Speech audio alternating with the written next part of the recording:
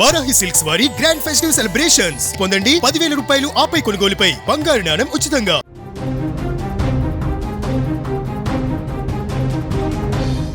నంద్యాల జిల్లా లలితానగర్లో తీవ్ర విషాదం చోటు చేసుకుంది. ఒక మహిళ తన 2 పిల్లలకు విషమిచ్చి తాను కూడా ఉరివేసుకొని బలవన్మరణం చేసుకున్నటువంటి ఘటన స్థానికంగా కలకలం రేపుతుంది. క్షణికావేశమో లేకుంటే బ్రతుకు భయమో తెలియదు కానీ ఒక తల్లి తీసుకున్న నిర్ణయం ఇప్పుడు 2 పసి ప్రాణాలను చిదిమేసింది. చివరకు తను కూడా ఈ లోకాన్ని విడిచి వెళ్ళిపోయింది.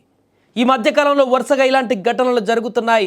కన్న తల్లిదండ్రులే కర్కశంగా మారి కన్న పిల్లలను కూడా పసికందులను కూడా చంపేసి దుర్మార్గంగా ఆ తర్వాత వారు కూడా క్షణికావేశంలో చనిపోతున్నటువంటి ఘటనలు వరుసగా నెలకొంటున్నాయి. తాజాగా మరొక ఘటన నంద్యాల జిల్లాలో స్థానిక లలితానగర్కు చెందినటువంటి ఉదయ్ కిరణ్కు ఎన్జిఓ కాలనీకి చెందినటువంటి మల్లికతో 7 ఏళ్ల కిందట వివాహం అయింది. వీరికి 2 పిల్లలు కూడా ఉన్నారు. కొన్నేళ్ల నుంచి భార్యాభర్తల మధ్య తరచూ గొడవలు జరుగుతున్నాయి. నిన్న రాత్రి కూడా గొడవ జరిగినట్టుగా సమాచారం. అనంతరం పిల్లలను తీసుకొని గదిలోకి వెళ్ళి మల్లిక తలుపు వేసుకుంది. తర్వాత పిల్లలను చంపి తాను కూడా ఆత్మహత్య చేసుకుంది. ఈ ఉదయం గది తలుపులు బద్దలు కొట్టి చూడగా 3 కూడా ఆ గదిలో వికృత జీవులుగా పడి ఉన్నారు. ఇదిలా ఉంటే భర్త ఆడపడుచుల వీరిని చంపారంటూ మృతురాలి బంధువులు ఆరోపిస్తున్నారు. మృతదేహాలను పోస్టుమార్టం నిమిత్తం నంద్యాల ప్రభుత్వ ఆసుపత్రికి తరలించారు. కుటుంబ కలహాలే ఆత్మహత్యకు కారణమని కూడా తెలుస్తుంది. ఏదేమైనా కూడా భార్యాభర్తల మధ్య నెలకొన్నటువంటి మనస్పర్ధలు, భార్యాభర్తల మధ్య నెలకొన్నటువంటి వివాదాలు, భార్యాభర్తల మధ్య నెలకొన్నటువంటి ఈ రకమైనటువంటి గొడవలు అభం శుభం తెలియని పసికందలను చిదిమేసేటువంటి పరిస్థితికి దారితీస్తున్నాయి. ఒకప్పుడు కన్న బిడ్డల కోసం, కన్న బిడ్డల బాగోగుల కోసం, వారిని కని పెంచడం కోసం ఎంతటి సాహసమైన చేసేది తల్లిదండ్రులు. వారు చావడానికైనా సిద్ధపడి పుట్టినటువంటి బిడ్డలను బాగోగుల కోసం, వారిని ఒక మంచిగా చదివించడం కోసం, లేకుంటే మంచిగా ఉన్నతమైనటువంటి స్థితికి తీసుకువెళ్ళడం కోసం వారి యొక్క బ్రతుకును కూడా త్యాగం చేసేటువంటి పరిస్థితి. ఇప్పుడు వారి యొక్క బ్రతుకుతో పాటు పిల్లల భవిష్యత్తును కూడా, వారి బ్రతుకును కూడా చిదిమేస్తున్నారు. వరుసగా జరుగుతున్నాయి. 1 కాదు 2 కాదు, వారానికి ఒకరి ఇలాంటి ఘటన జరుగుతూనే ఉంది.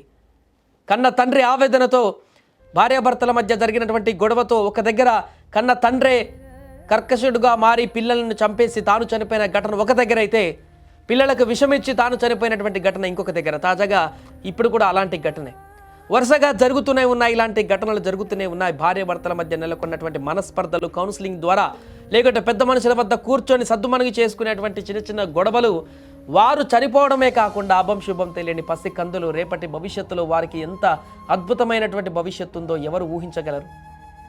రేపటి రోజున వారు కొన్ని వందల మందికి ఉపాధి కల్పించేటువంటి ఒక అద్భుతమైనటువంటి భవిష్యత్తు వారి ముందు ఉండొచ్చు. వారు రేపటి రోజున వారే 10 మందికి దారి చూపేటువంటి పొజిషన్లో వారు ఉండొచ్చు. అలాంటి పసికందులను, అలాంటి పౌరులను, రేపటి పౌరులను ఇలా తల్లిదండ్రులే చిదిమేస్తున్నటువంటి ఘటనలు చాలా హృదయ విదారకంగా మారుతున్నటువంటి సంఘటనలు. 1, 2 వారానికి 1, 2 కనిపిస్తున్నాయి ఇలాంటి ఘటనలు 2 తెలుగు రాష్ట్రాలలో, దేశవ్యాప్తంగా కూడా. ఇద్దరి మధ్య జరిగినటువంటి గొడవలకు అభం శుభం తెలియని ఆ పిల్లలు, పసికందులు ఏం పాపం చేశారు? వాళ్ళు ఏ పాపం చేశారు? వాళ్ళకేం తెలుసు? ఎందుకు అమ్మా నువ్వు నన్ను ఎందుకు చంపేస్తున్నావని ఆ పిల్లలు అడిగేటువంటి పరిస్థితి కూడా లేనటువంటి చిన్న పిల్లలు. చూస్తుంటే చాలా ముద్దొస్తుంది ఆ పిల్లలను చూస్తుంటే. గతంలో కూడా జరిగిన పిల్లల ఘటనలు, ఇప్పుడు ఒక ఘటన. వారికి ఏ పాపం తెలుసని వారిని ఎందుకు పుట్టించారు, ఎందుకు పూర్తిగా చిదిమేస్తున్నారు ఆదిలోనే అన్నటువంటి విషయం కూడా ఇప్పుడు ప్రశ్నార్థకరంగా మారుతుంది. ఈ ఘటన పట్ల ఇప్పుడు నంద్యాల జిల్లాలో తీవ్ర విషాదం నెలకొంది. ఆ చుట్టుపక్కల కాలనీవాసులు కూడా తీవ్ర ఆవేదన వ్యక్తం చేస్తున్నారు. కుటుంబ సభ్యులైతే రోదనలు మిన్నంటిపోయాయి.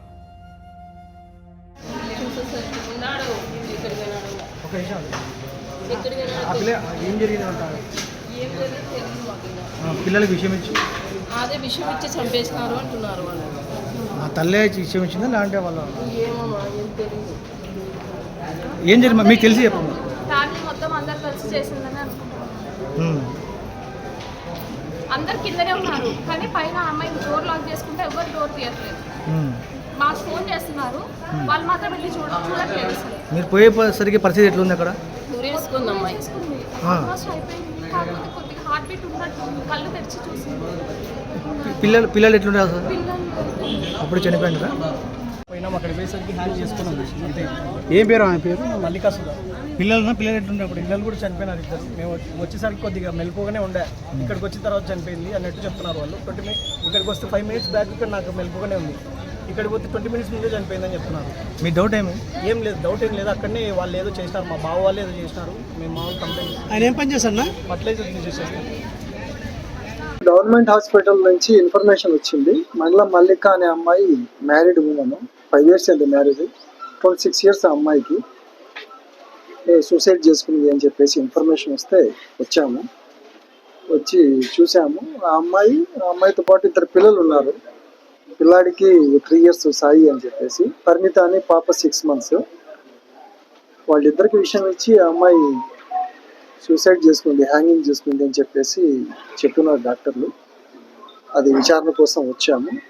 హాస్పిటల్లో చూసుకుని ఇంటికాడికి వచ్చి చూస్తున్నాము. ఇప్పుడు దీని మీద సమగ్రంగా విచారణ చేసి తగిన చర్య తీసుకుంటాము.